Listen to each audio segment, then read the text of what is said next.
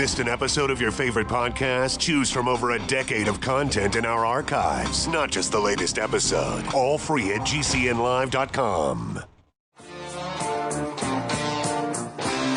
This is your call to action. Get prepared, America. Economy, survival, energy, disasters. This is USAPrepares.com. Informative radio, educational radio. Interact now by emailing instructor@USAPrepares.com or text at 434-390-7953. Class, please take your seats. Now, your instructor, Vincent Finelli. Everyone all set, cocked, locked. Here we go. Blissed? Are you blissed? Dr. Shealy, are you blissed? Yes. Dr. Shealy, thank you so much for inviting me to your birthday party over the weekend. It was really great to see you and Luke Cassidy and so many of your wonderful, bright friends. It's a real treat. You were right in there at the top. Well, thank you so much. I hope you didn't mind me telling those embarrassing stories about you and me. No, good heavens, why should I mind? You know, if I don't have enough sense of humor to enjoy that, I'm in real trouble. Remember, you can only tease a good thing. Yes. I got a call from Joey, one of our instructors, and you know Joey in Michigan. Oh, yeah. And he called me yesterday, and he was all upset. And I'm being facetious. He got this advertisement from Menards, which is, you know, kind of like Lowe's and Home Depot. It's a kind of a big box home improvement type store. And he said, you know, they've got a sale on these water bottles, and you can take these water bottles with you. And I'm paraphrasing, of course. And they've got some great features. And for about $9, you can get one of these carry-along water bottles. It's about 22 ounces. But it has some really wonderful features. And who would want to miss out on this? So with your water bottle, and it's let me just read some of these specifications. So it's this particular one I'm looking at is similar to the one that was at Menards on sale. It's a 22-ounce capacity. It's got a wide mouth that makes cleaning easy. You can add your ice cubes. It's suitable for both warm and cold beverages. It says it'll go to minus 20 to 212. Now, I've never had a cold beverage minus 20 degrees. I can't imagine that. Okay. That's just part of it. Now, it's got... It has a built-in wireless communications. So it has Bluetooth, so you can link this water bottle up with your smartphone. And you can play music out of your water bottle. Now, I'm not kidding. It has it's 1,000 milliampere hour battery. You can charge it with a USB cable. And it has a speaker, and it's got an on-off button on the bottom of it, and you can increase or decrease the volume of this. It says that it is, it's kind of a silly term that they use, but it's 5-watt delivery. Now, I've never heard that term, 5-watt delivery. I know what 5 means, and I know what watts means, but I've never heard watts and delivery used together. I've heard of instantaneous peak power. I've heard of root mean square power, but 5-watt delivery, that's, you know, that sounds like a new term designed to confuse us. But anyway, so this thing has a speaker in it. It's got 360-degree sound. And if you had the correct battery, you could recharge it with a USB cable. So here's the question. Number one, why would you want to have a water bottle with a sound system built in? Number two, and this is what Joey was, you know, when I said Joey was felt he missed out on this, I was only kidding. He would never want one of these, and neither would I. Would you be imprinting with whatever music you're listening to the water that's in the water bottle? Well, of course, but more importantly, you're damaging your brain with all that EMF crap. I mean, You and I won't use a cell phone. Why on earth would we hook up another gadget to a cell phone and get double whammy damage? Is this about the dumbest thing you've heard of yet? I mean, is this up there on the top of that list? Yes. This is maybe worse than fast food. Well, I have a feeling that people are going to bring these to their offices, and they are going to, they're going to set it on low so they don't have to use their headphones. While they're pretending to be working, they're going to be at the offices or cubes, their desks, sitting in front of computers, and they're going to be listening to music with their water bottle. And, I guess the boss won't find out for, maybe 6 months that these water bottles are actually electronic devices, consumer electronics, that are preventing their employees from actually doing what they were hired to do. But this is over the top. It's like got to be one of the dumbest things ever designed. And who would have thought of this? Who would have thought, geez, I wish I could just see it, in the design room. If we could only have a water bottle that had wireless communications. Well, there's something things called idiot savants, but they're supposed to do smart things. So this is an idiot. Well, but you can get one for $8.99, and it's made in the USA, allegedly, but I don't believe that. I don't believe the electronics are made in the United States, but that's what they say, made in the USA. It's got a built-in battery, water resistance, and you can play your music with it.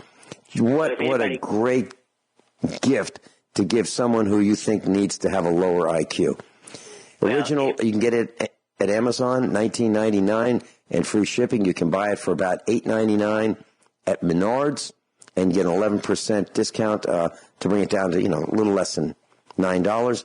What a great way to lower your IQ. You bet. I if somebody gave me one, I would leave it at McDonald's. Yeah. You'd make a special trip to go into McDonald's, wear a ski mask, and no one would know that was Dr. Shealy in McDonald's for a quick drop-off of this toxic device. Electric poison to go with the food poison. Mm-hmm. Now, you were at a convention recently, yes? Yes. Can you share with us what that was about? Well, it was the Academy of Comprehensive Integrative Medicine, and it was in Orlando, and I gave 2 talks there, one on brain regeneration, and the other was a brief overview of my work with the cranial PEMF to cure narcotic addiction. Okay. And what was the reaction to addiction with the PEMF? I'm sure that's something that was pretty new. About that particular talk, they had the first talk on brain regeneration was to the physicians, but they had a public meeting, and I gave my talk on the addiction part to the public. And interestingly, for 40 minutes afterwards, we had lined up people asking questions in one line to Sergey and the other line to me. So we had 80 minutes of questions after my 30-minute talk. Mm-hmm. Well, this drug addiction is becoming a national crisis, if it hasn't already, right? Oh, yeah. Well, I'm giving my formal academic paper at a medical meeting at the American Academy of Anti-Aging Medicine, December 15th in Las Vegas, and that's when we will make it formally available to, prisons and places might want it. Mm-hmm. Mm-hmm. Well, it sounds fascinating, and your results are positive. It's working. Oh, it's just phenomenal. It's not just positive; it's extraordinary. Can you, for those who have just tuned in, who are not used to us, Dr. Shealy, can you tell us a little bit about this device, the physical components, how it's used, how often it's used, and so forth? Pulsed electromagnetic field therapy or pulsed electromagnetic frequency has been around for about 30 years or plus, and there are many, many different devices. But I had a wonderful engineer friend, Lou Cassidy, produce one which puts out what I call the chakra frequencies, or the chakra sweep. In other words, the physical chakra, each chakra is an energy system of the body. Like the first chakra is the sciatic plexus, the second is the pelvic plexus, the third is the solar plexus, etc. And so many years ago, I intuited that the frequency of the first chakra was 7.83, which is Earth frequency. Each additional chakra will go up another 7.83. But although that's the average, people are not that cloned, if you will. And so the first chakra is not just 7.83, it's plus or minus 2, so 5.83 to 9.83. At any rate, it sweeps every 10 minutes from the 5.83 to 7 times 7.83 plus 2. And we have found that when you put this on the head, it puts the brain into wonderful gamma. And no other PEMF that we've tried 2 other commercial ones, including the Beamer, which is the most popular sold one.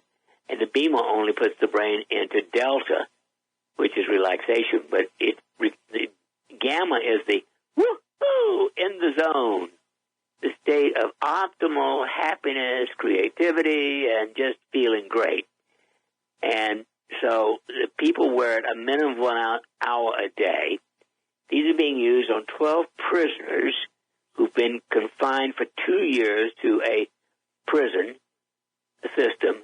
They are monitored 24 hours a day with ankle monitors and urines every day and that kind of thing. And honestly, starting off with, gobs of symptoms and anxiety and nightmares and shakes and especially cravings. We've gone 9 months now, and actually by the end of the first month, most of them were already woohoo, and now 100% of them are just totally free of cravings and that sort of thing. In fact, several of them have been called in to the judge for follow-ups, and she just looked at them and said, "You look so different. What has been done?" So even the judge can notice a phenomenal change in personality. Is there any contraindications? Is there any downside? Is there any pain? Well, not that I know of. Now, I would not use it personally in someone who was pregnant. Theoretically, most people who are locked up for drug addiction aren't going to be pregnant. Just because, we never know in pregnant people what kind of extra electronics I would allow. And a pacemaker. But other than that, there are no contraindications. I've used it in hundreds of other people for other things. Class Dr. Norman Shealy is with us, normshealy.com, NORMSHEALY.com. And we're talking about the Sapphire-enhanced pulsed electromagnetic frequency device that Dr. Shealy brought to the world with the assistance of Lou Cassidy. And 2 of our instructors teamed up, and they built this device. And Dr. Shealy, you've had dramatic success with addiction. What are your own personal experiences with this particular device? Well, interestingly, I've been using it for a couple of years now, and we've found all kinds of wonderful things happening, like lowering blood pressure. One woman who had a severe lung disease, her oxygen saturation was 75%, it went up to 98%, et cetera, et cetera. Personally, I had an intuition just about a year ago that if we put it on the head, it would put the brain into gamma. That's when we tested it, the EEG.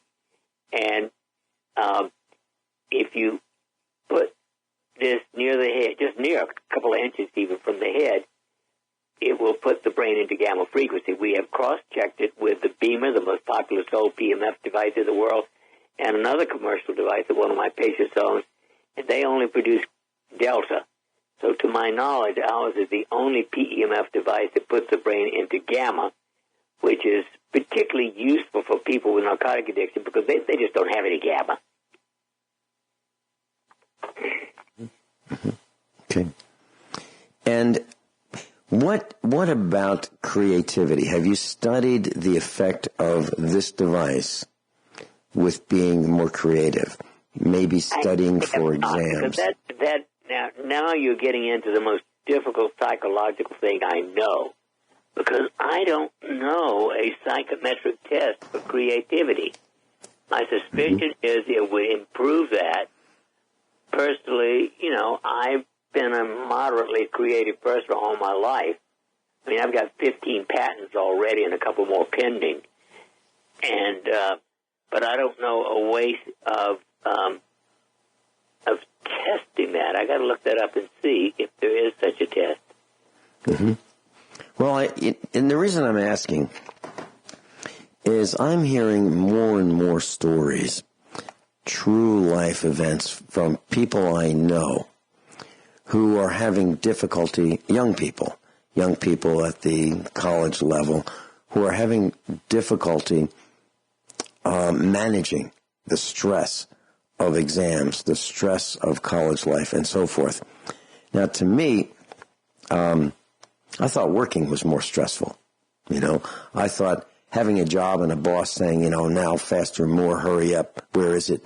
How come we don't have it yet? That kind of stuff. Then, meeting mortgage payments and, the financial burdens of being a husband and a father. I thought maybe that was more pressure than just going to school and, taking exams and studying for regurgitation. But it seems that young people are having a tough time, and some of them are literally melting down. They need these rooms where they can de-stress and things like that. Now, what about that? I would predict that these people are uncreative and having trouble because they have destroyed their gamma with cell phones. But guess what? I never looked it up before, but I found a creativity quotient test designed to enable employers and recruiters to identify potential hires by finding out how creative they are. Mm-hmm. It tests for boldness, curiosity, ingenuity, perspective, and drive. So, I have another good research project to do. Well, that's wonderful. And for me, there are things that I would like to build. And it seems that for me personally, to become creative, I have to block out everything. I have to block out all the noise, all the chatter, all the interruptions. The dogs barking in the distance, the cats climbing up on my lap, the cats walking, through the room, the cows outside the window. I've got to block all that out and focus to be, at my maximum creativity when I'm awake. I think I'm creative when I'm asleep too, or almost asleep. But for me, that's what I have to do. I'm just wondering if this device would help.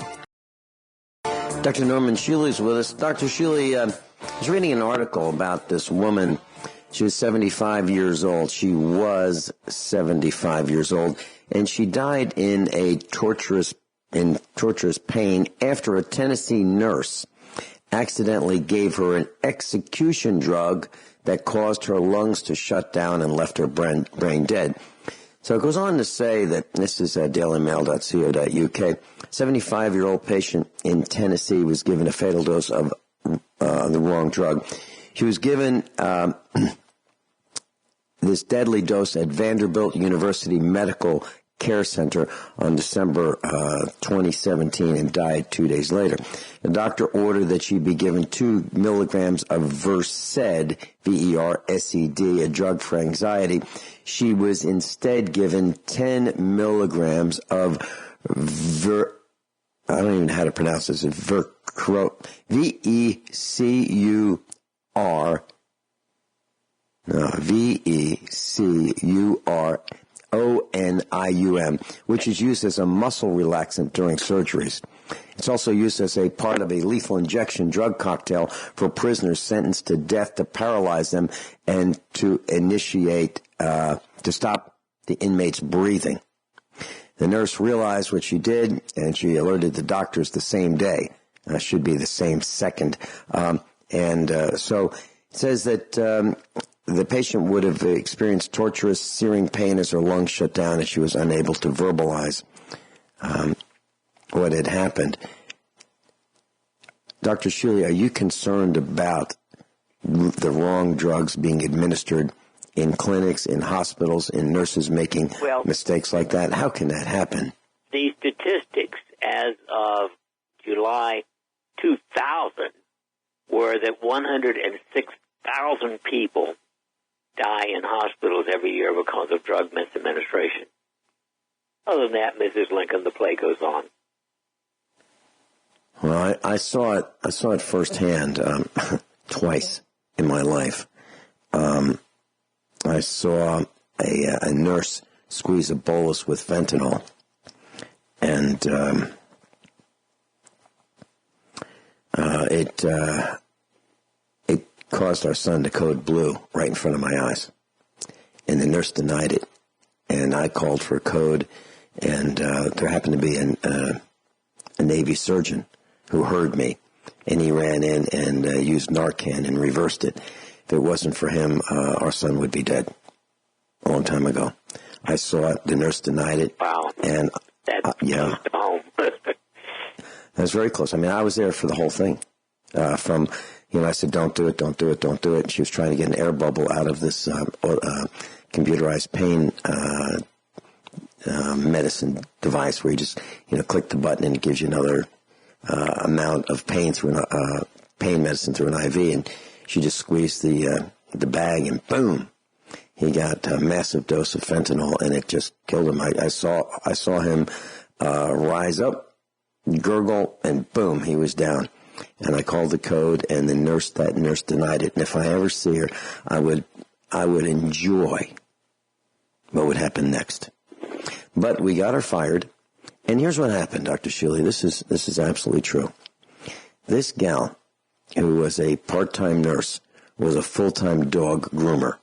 Her job was grooming dogs. And she happened to be at a major hospital, and I told her don't do it. And she didn't care. She's a dog groomer. Well, now I think she's back to dog grooming. And that's probably pretty risky for anybody who has a dog under her attention. But, gosh.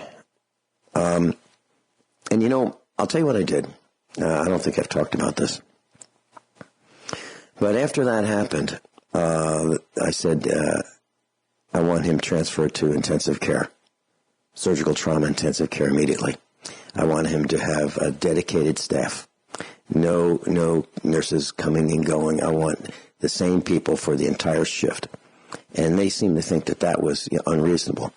And they told me that they were gonna, I had to leave the hospital. And I said, are you kidding me?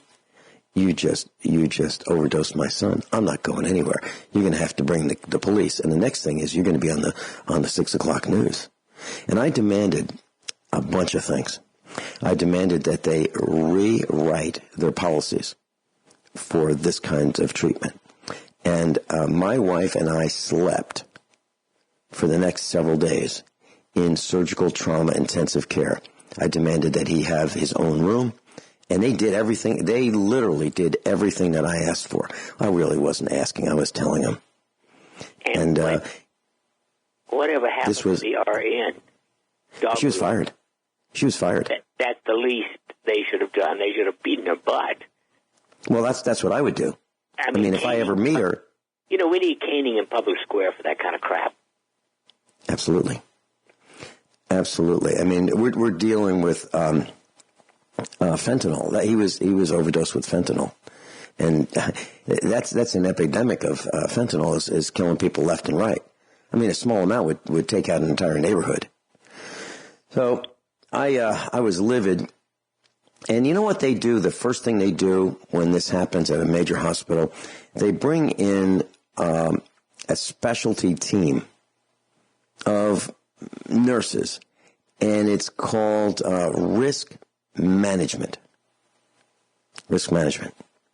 Risk management really means, oh man, we screwed up. Finelli's on the other side of this table, and we've got to do everything we can to make sure this doesn't blow up in our face. That's what risk management is. Risk management is not designed to help the patient survive. It's designed to minimize the financial and collateral damage as a result of what they just did. That's risk management. I've seen it firsthand. But we prevailed. And it was touch and go for quite a while. And that's why, class, if you've ever heard me say, if anyone in your family has to go to the hospital, you have to stay there. You have to stay there and not leave that person's side. If you have to ask for pillows to sleep in the chair in the room, that's what you do. You watch every single injection. And I was there. I watched it. I said no. And she did it anyway. Over my objections. He had just come out of surgery.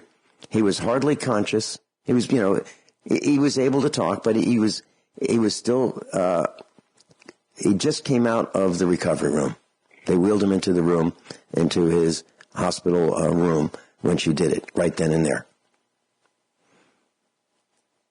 And you happen to know our son, Dr. Shealy, and I got to tell you, it was horrible, absolutely horrible. But I saw it. I also saw my dad, who was in the hospital, and they wanted to give him some blood pressure medicine, and it was a decimal error. Instead of 1/10 cc, it was 1 cc, off by a factor of 10. Dropped his blood pressure below 50. And it was touch and go there, too. And I saw it happen. And so, class, when the nurse comes in to follow the orders from the doctor, here's my advice to you, and I'd love to hear what Dr. Shealy has to say about this. Here's what I do. So, nurse, what will you be doing to my dad or my mom or my wife or my son or our daughter? What are you going to be doing? Okay? And what is the amount? And why has that been ordered? Good. And then I want to see it. And I want the air bubbles out. My gosh. I don't understand the world, Vince. It just doesn't make any sense to me. I mean, theoretically, everything you're talking about should be just simple, straightforward common sense. But since when has common sense been common? Well, I think it's as rare as hen's teeth. So, Dr. Shealy, what do you think about posting guard for our family members as patients in hospital, meaning be in that room and ask questions, and don't just sit there and watch TV. Don't just sit there and read those silly magazines over and over and over again. Watch everything. Ask, what do you think about that? But Vince, sometimes people don't know enough even what to watch for. I mean, you and I, you've discussed a lot of things that are critically important, but a lot of people wouldn't even know what an air bubble is. Okay. Class, what we're talking about in that case is if you have an injection and whatever is being withdrawn from that vial we'll call medicine, there's always an air bubble, always, 100% of the time, there's always an air bubble in that syringe. And the idea is to turn the syringe needle side up, tap the side of the barrel of the syringe so that the bubble goes to the top, rises upward toward the needle, the base of the needle, where the needle connects to the syringe, and then push the plunger to get the air bubble to leave the syringe so that the air bubble does not go into the patient's vein. That's what we're talking about. And that's just the way I like to see it done. But not everybody's really paying attention. Oh, it'll be all right. That's another thing. Where'd that phrase come from? Oh, it'll be all right. That means that the stuff that was just put in that pickup truck with the tailgate down, oh, it'll be all right. It won't fall out. That means it's going to land on the hood of the guy following behind on the highway. And there's another thing. Gosh, I was thinking about this phraseology. And normally I don't listen to the radio, but I made an exception on the way into your birthday party on Saturday, and on the way home after it, Saturday evening, Saturday night. I was listening to radio stations. I was hitting the search, going from radio station to radio station to see what's being said. And I was paying particular attention to the commercials. And I'm hearing words like, it's easy, it's easy, it's easy, it's easy, it's easy. Since when has that been so important? Where did we get off with pursuing easy rather than pursuing correct and the right way and the best way and the optimal way? Nope, we want the easy way. We'll be right back. So on Saturday, I was at Dr. Norman Shealy's birthday party, and it was at a restaurant, and the restaurant was absolutely packed.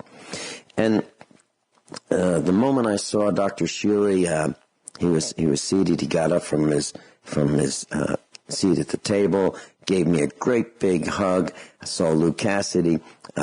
Luke Cassidy and I hugged. He's a USA Preparedness instructor. Your daughter, Dr. Shealy, gave me a great big hug. And there were hugs going around, okay? Lots of hugs. And I'd like to read a 4-sentence email that you sent me. And here's what it says. And it's, class, when I get emails from Dr. Shealy, they always end the same way. So let me just read this. It says, Vince, thanks for sharing last night and the year's supply of real fast food. And then in all capital letters, hugs, H-U-G-S, all capital letters, comma, Norm. That's what it said. Now, that's the way we are, okay? The faculty of USA Prepares, seems to have no problem hugging men, men hugging women. It's just the way it is. And we mean it. Well, Dr. Shealy has been signing his emails to me like that one. As long as I've known him, hugs. 7 years, hugs. Well, there's a study at studyfinds.org. It says, hug it out. Studies show hugs really do make us happier, especially on hard days. Dr. Shealy, they're a little late to the party, but they've come up with a study that says you're right. Interestingly, Virginia Satir, who created the whole field of family therapy, was a dear friend of mine. She died many years ago. And she said, you need 4 hugs a day just to survive. Well, I've taught our dog, TJ, Thomas Jefferson. He's an English Mastiff. He jumps up to hug you. You might be thrown down. Well, what I do, Dr. Shealy, is he knows the word hug. He absolutely positively knows the word hug. He knows a lot of words. He knows inside, outside. Let's go in the garage. May I have a hug? Or where's my hug? And if I say, where's my hug? He will come right over to me. He will sit down and he'll lean toward me. If I'm seated, he will sit next to me and he'll put his big head on my lap. And he'll put his paw on my lap. If I lie down on the sofa, he will sit next to me, and then he'll put his head on me, on my legs, and his paw on me.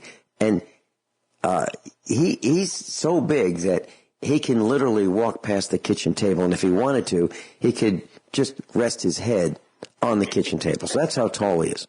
I agree. But he wants hugs, and I'll say to him, you need a hug? And he'll wag his tail, and he wants hugs. So he wants them, I want them, and our family, when our sons leave, to go somewhere, everybody hugs. Mrs. Finelli, the boys, all of us. That's just what we do. And it's, to us, it's all normal. And I have sons that one's in his mid-20s, one's in his early 30s, and I'll say, they'll be leaving, I'll say, I love you, and they'll say, I love you, Dad. And that I don't think is all that common anymore. I think it's becoming close to being illegal to tell your sons, if you're a man, that you love them. But I do it all the time. Well, I agree. You may have noticed that Jared, my grandson, when he went to leave, came up for a hug. Saturday night. Oh, yes. And yes. It's certainly part of our family. Mm-hmm. Yep. Yep. And I really enjoy your family. They're absolutely wonderful, delightful to spend time with. And thanks for including us. So I wanted to share that. Now, on the other side of that is heartbreak. Okay? And this particular study says heartbreak can kill you. And so maybe we can talk a little bit about heartbreak and absolutely almost unbearable grief. And the causes, it can cause deadly inflammation, according to the study. So hugs are on the positive side and grief is on the negative side. And maybe you can tell us a little bit about how to deal with extreme grief. Hour number 2 of USA Prepares.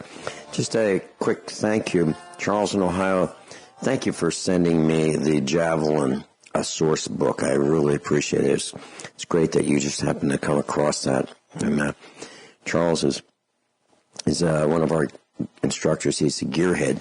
He talks about motors and efficiency in automobiles, and he's just a really bright guy. Thank you, Charles, for that. And Rodney and Wendy Walls, thank you for sending me this book that you had, How to Tune and Modify Engine Management Systems. I really appreciate that. Very kind of you to do so.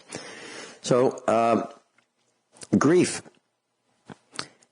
From what I've read, heartbreak is really tough, and we've all experienced some heartbreak in our lives. It really makes you appreciate the people who you know and love, and some of them are gone. And I got a letter from 2 of our instructors who have recently experienced extreme grief, there was a suicide in their family. And it was very, very difficult. Unexpected. Dr. Shealy, how can we get through this extreme grief that just Well, I have to tell you, obviously, when my dear wife died almost 8 years ago, I would not, I believe, have survived as well as I did without both air bliss and the cranial electrical stimulator. Interestingly, Vince, I had already knew about the ring of air, but it took took a minimum of 20 minutes with the electrical stimulator, and within 2 days of Shardy's death, I had the intuition to learn to stimulate the rings instead of electricity with mixtures of essential oils, which I created very quickly. And that was a phenomenal boon. But I have also had the use of the cranial electrical stimulator, which I discovered in 1975. Saul Liss, an engineer, brought that to me. And you put it on in the morning for 1 hour, and it is phenomenal at helping depression and anxiety. And that plus the air bliss, you know, obviously there's always some grief at the loss of a mate of 52 years, but it did help me immensely. And I strongly, strongly recommend that. Now, some people need support of another loved one during such an event also, but having support of at least one loved one, family member or otherwise, and the air bliss and the cranial stimulator, I think, can help almost everyone cope with grief. Okay. And it sounds to me like you really shouldn't be leaving that person alone that is experiencing that extreme grief. No. Right? Yes, when there's extreme grief, which, you know, can happen, obviously, they really do need almost a caretaker. So as we get closer to December 25th, the day that was picked to be Christmas, it's typically a day for families. It's a day for loved ones to get together and friends as well. And those who would be your family, if they could be your family, but, you know, biologically they're not, but you've brought them into your family because you love them. I think that we should put an all call out, Dr. Shealy, for those who might know someone who would be alone during Christmas, why don't you welcome those people into your home and celebrate Christmas with them? It's interesting you brought up that particular concept. You know, I haven't looked it up in many years, but at one time there was a statistic that the 3 days of Christmas, the day before, the day of, and the day after, are the highest instance of death of any other. I know that my father and 3 of his brothers all died in that particular 3-day period. Dr. Shealy, I read that same statistic, and it was many years ago that I read it, probably a couple decades ago. And one day, it was during one of those holidays, and I don't remember if it was Thanksgiving, Easter, or Christmas, but it was one of them. And I had the family in the car, and I was traveling on the highway. It was 2 lanes coming and 2 lanes going, so it was 4-lane highway. And there was this walkway over the highway where you could go from, climb these steps, walk across this walking bridge. It might have even had a place for cars to drive on it, but you could walk on it as well. And this guy, he was dressed in one of those kinds of uniforms that a blue-collar guy who worked at a factory would wear, like the blue trousers, the blue shirt kind of thing. When he went to work, he jumped off the bridge and landed right in front of me in my car. Wow. I slammed on the brakes. I did not run over him. But I think his plan was for me to run over him. He wanted to fake suicide. It would have been real. It would have been real. Slammed on the brakes, put the 4-way flashers on. I jumped out to see if he was okay. He was alive. Got other people to stop. Got them to help direct traffic. We got the ambulance there, and he was hauled away. But it was during one of those holidays. And ever since that time, I realized, I put those 2 dots together, the dot about suicides and the holidays, and actually seeing it firsthand. Now, I can't say that it was because of the holidays. I never met the man, never spoke to him, other than to make sure he was alive and to make sure he got help, medical help. I never got his name. I don't know who he was. I don't know if he survived. But he was banged up. He was pretty banged up. And it happened during one of those holidays. So I did connect those dots. And ever since, if there's someone I know who I think might be alone, we try to bring them over to our house for Christmas. And it's a wonderful thing. It truly is. And we have expanded the count of our family in terms of numbers by realizing that there are other people who certainly are like us. We'd love to have them in our family biologically, but we can't. But we do the next best thing and treat them as family. And they treat us as family. And it's the most wonderful thing. And I'd like to suggest that, class, if you know someone who you think is going to be alone, you don't have to wait till Christmas Day to invite them over. You can invite them today over to your house. And what I do is I will say, so Christmas is coming. Do you have plans for Christmas? Or we'd love to see you at our house for Christmas, if that works into your schedule. That's the way I do it.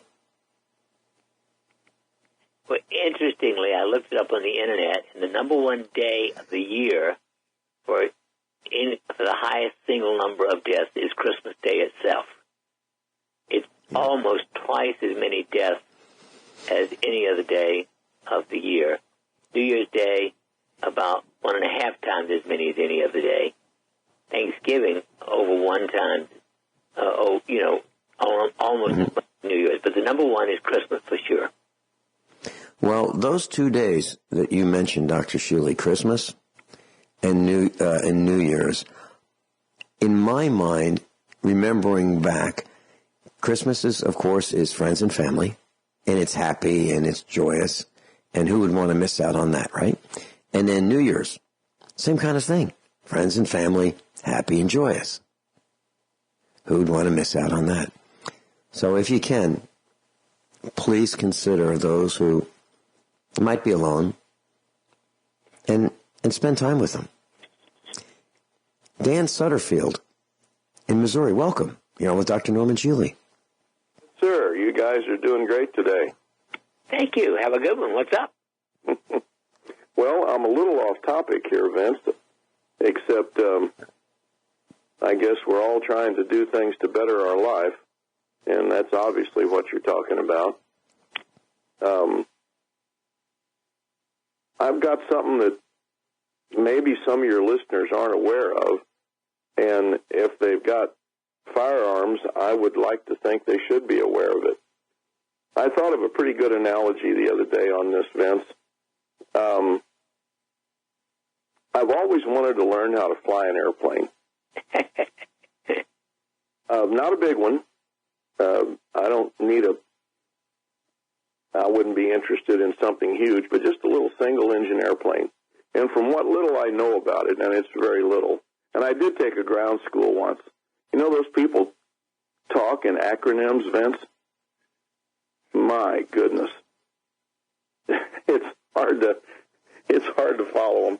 But I figured out that starting it wouldn't be a big problem. Actually, taking off is fairly simple. Give it plenty of gas and know which lever to pull, and you're going to take off. And flying it isn't terribly hard if you can see the ground. Where it all comes to the reality is, can you land the darn thing? So, as far as firearms are concerned, I hear some music, Vince. Well, that's because we're going into a break. Dr. Norman Shealy's with us. Dan Sutterfield's with us. And Dan, in line with what you're talking about, guns, I was at the beauty shop getting a haircut. The gal who cuts my hair is a beautician, and she cuts men's hair as well. And I've known her for a really long time, almost since we moved to Missouri. So about 13 years she's been cutting my hair. And she recognizes me and my voice and the family, and she knows all of us. And she's been to our expos. And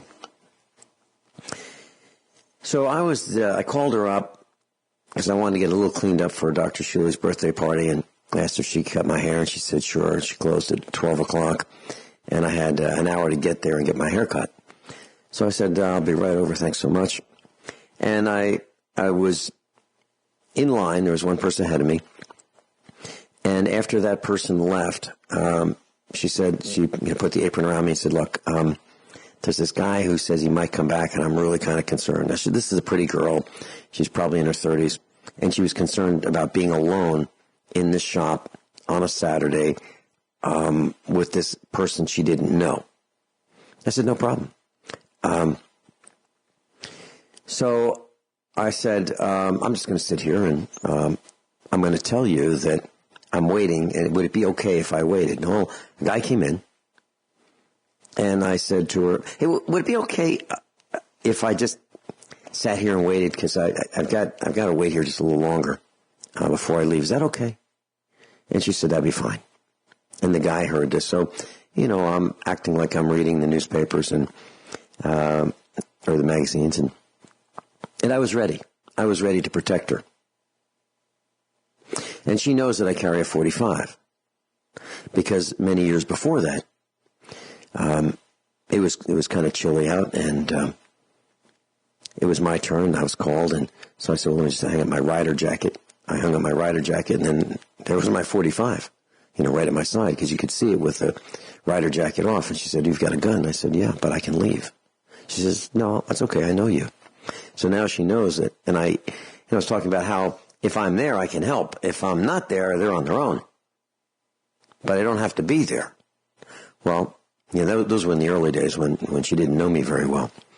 Now she appreciates the fact that I'm armed, and now she looks forward to me being there because she feels protected as compared to someone not being on her team without a firearm.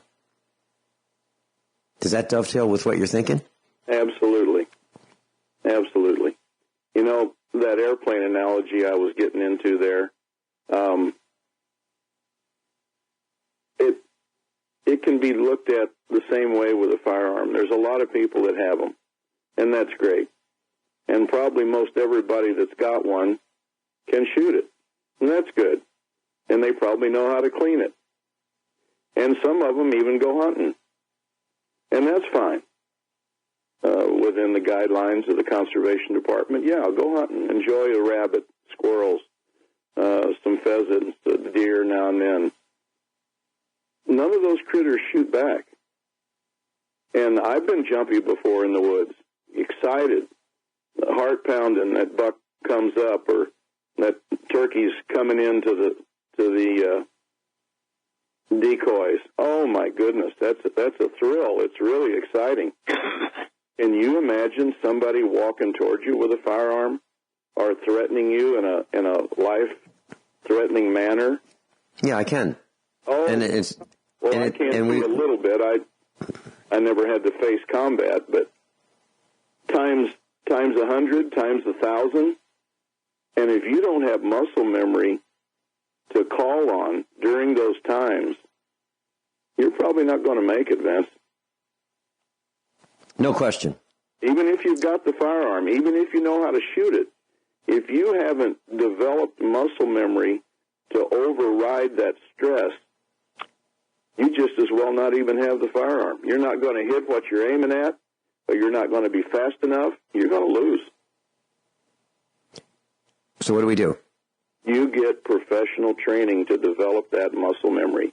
And you don't get that by going to your local, maybe your local range if they've got a good trainer. That is a very good possibility.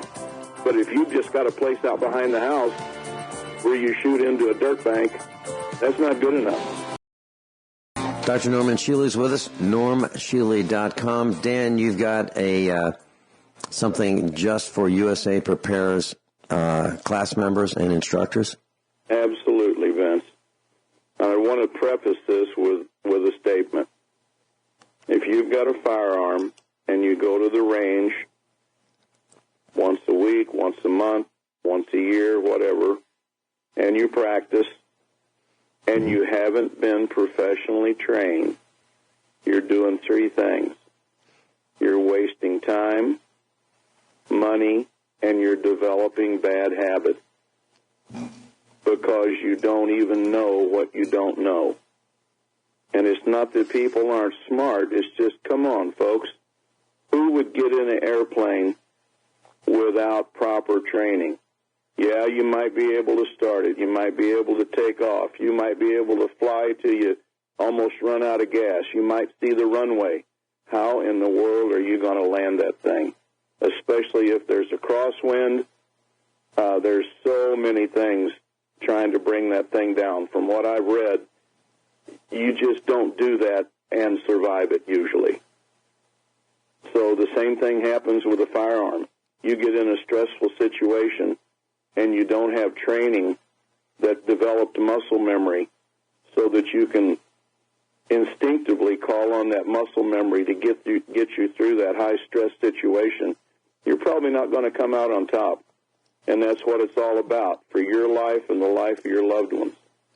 So you got to have that professional training. And one of the premier places in the United States, if not the world, to get that training is a place out in Nevada called Front Sight.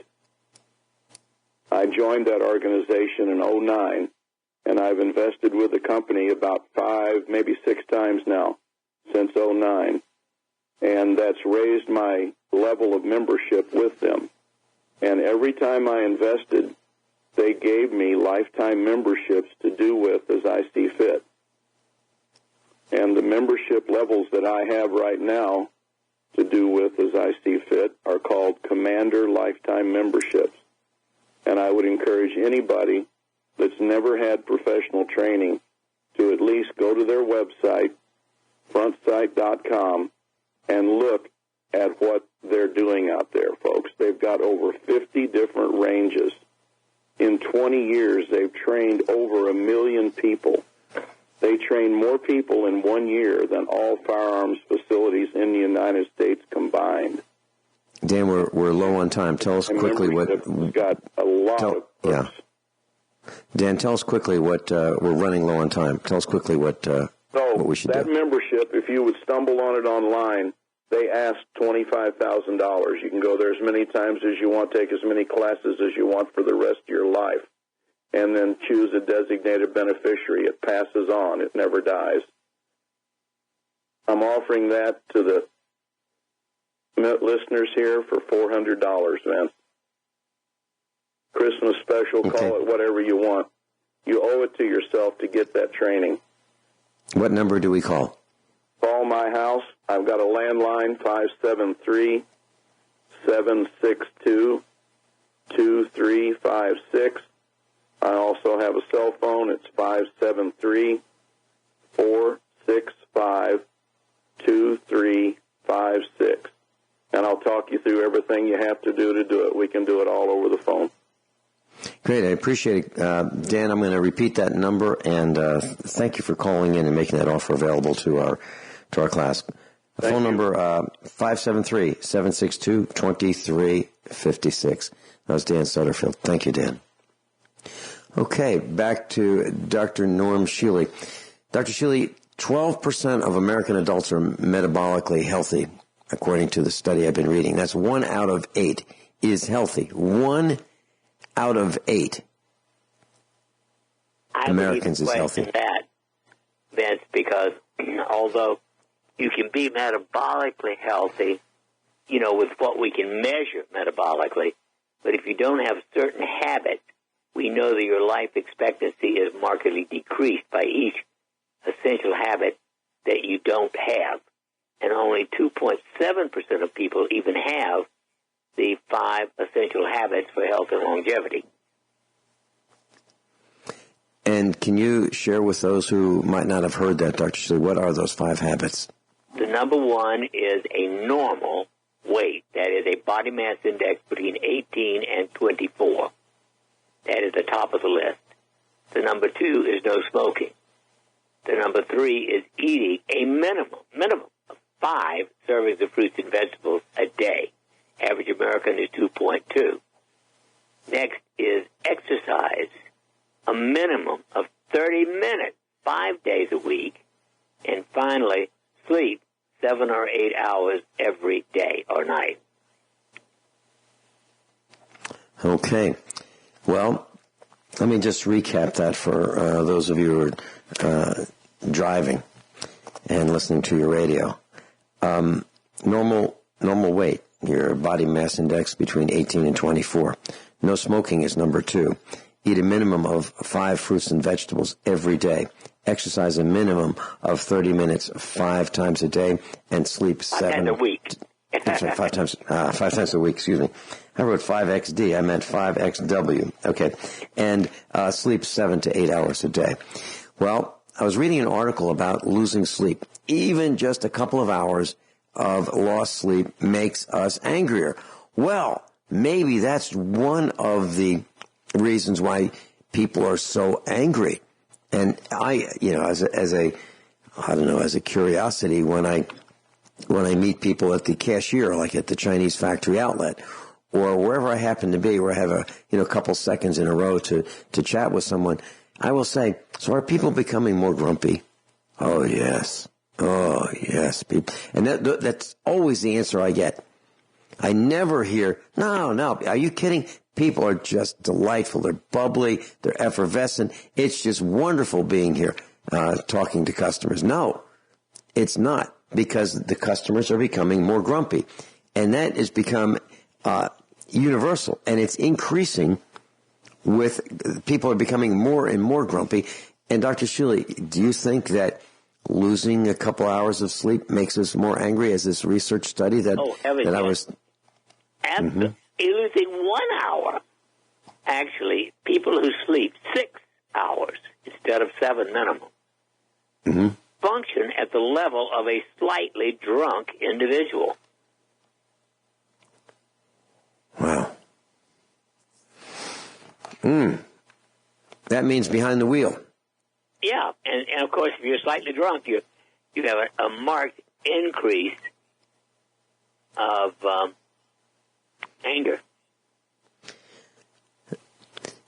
1/3, another article I read said 1/3 of adults may have no idea they're taking medication that causes depression. Now, if you ask pretty much most people, they'll tell you that they feel depressed. How's that possible? Frankly, I don't have time in the equation for depression. I am so busy that there is no element of the equation for depression in my life. It's just, there are too many things that I have to do that I don't have time for things like depression. But yet, 1/3 of adults may have no idea they're taking medication that causes depression. And if you ask most people if they're depressed, they'll say yes. What's going on, Dr. Shealy, with that? Well, there are many, many, many things that cause depression. Probably the number one is something that happens in the first 7 years and 9 months of life, in my opinion. If a child is conceived by parents who want the child and is raised happily by the parents, the chances are good they will grow up without depression. If the child is unwanted, and 40% of all pregnancies are out of wedlock, which means, basically they're not wanted. If there's a major trauma in the first 7 years of life, that child is likely to be angry and depressed the rest of his life. Well, the article was also talking about polypharmacy, which really means multiple drugs. Polypharmacy, and you hear that term used more and more. What I read, Dr. Shealy, was that it's been determined that there are more than 200 common prescription drugs, including medication for hormonal birth control, blood and pressure and heart regulation drugs,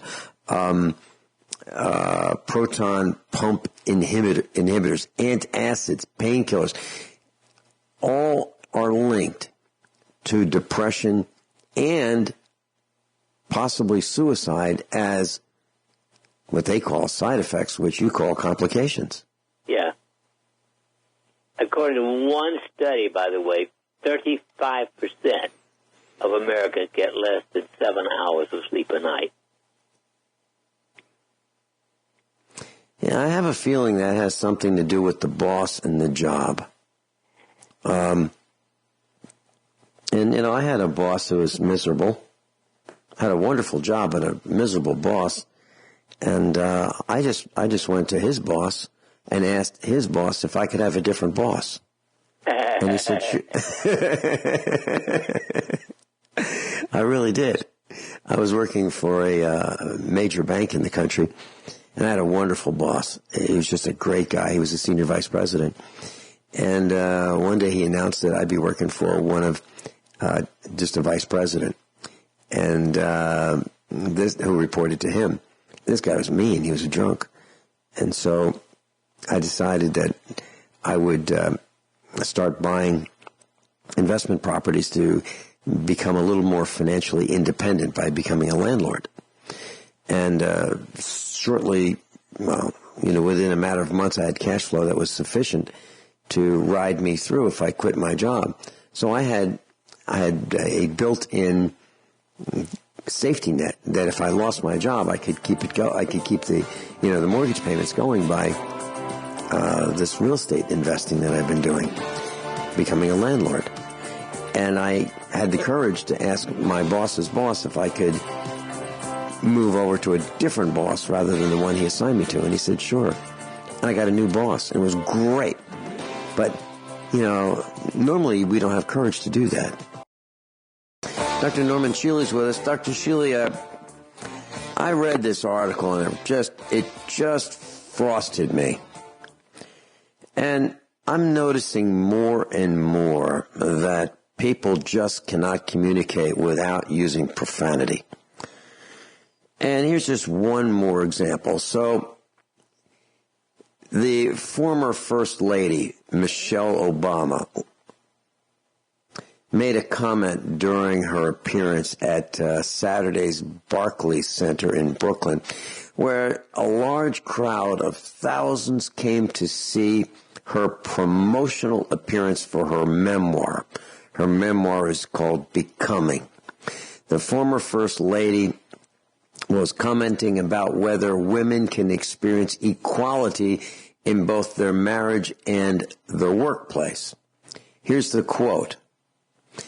That's whole so you can have it all, as she referred to it.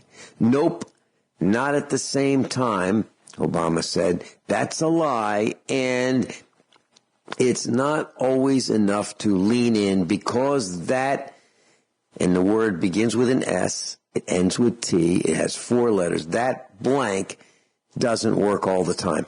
So here is the former First Lady using profanity in front of thousands of people, and the only thing I can think of is what a tramp. You're being kind. We need a much stronger word. I consider her and him the 2 most evil people who've ever walked in the streets of America. Period. Mm-hmm. I cannot respect people who can't refrain from using descriptors that are not profane. I just have trouble respecting people that just flat out can't explain without 4-letter words. What's their problem? Why can't they? But evidently, some people have trouble doing that. Yep. Dr. Shealy, there was a study about teenagers, and that it's taking teenagers longer to grow up than in previous generations. And the belief is, thank you to the internet, thank you to digital, thank you to smartphones. And what we're finding out is that young people, many of them, most of them, not all of them, but I would think in what I've seen, the vast majority of 18-year-olds are behaving as 15-year-olds did when I was growing up. And here's an example. So you get a bunch of these 18-year-old types, and they're going to have a picture taken, and they stick out their tongues. What are they thinking? What are they thinking? So they paste. I dumped Facebook. I just had it with Facebook because of the stupidity of the people who were sending me, hey, will you be my friend? And then they're bending over, they're showing cleavage, they're at a bar, and they're obviously they're inebriated, and they want me to be their friends. So this is them at their finest moments, really. And then young people sticking their tongues out in their picture. I said to Joey, hey, Joey, imagine this. Imagine a few years ago, somebody saying to you, hey, Joey, look, here's what we do. We want to build this device. It's a stick. It's an expandable, collapsible stick. You can put this thing in your pocket. And it has this little grabber on the end, and you can put your cell phone on the end of it. And it has a little button where you can push this little button on the part you hold on this 3-foot-long stick. So your camera can be, the camera of your phone can be facing you. You can press this little button. It's attached to a switch, which is connected through a wire to the jack on your phone, and you can press this button, and you can take a picture of yourself from 3 feet away. So you don't have to say to somebody next to you, hey, will you take a picture of me? Do you think that would sell? And Joey and I laughed, because in our world, nobody in their right mind would buy anything like that. But, man, it really took off. It was a real popular product, a stick to take pictures of yourself. Dr. Shealy, have the young people become more immature over time? Yes. That's a simple way of answering it. Dr. Shealy, thank you so much for being with us today.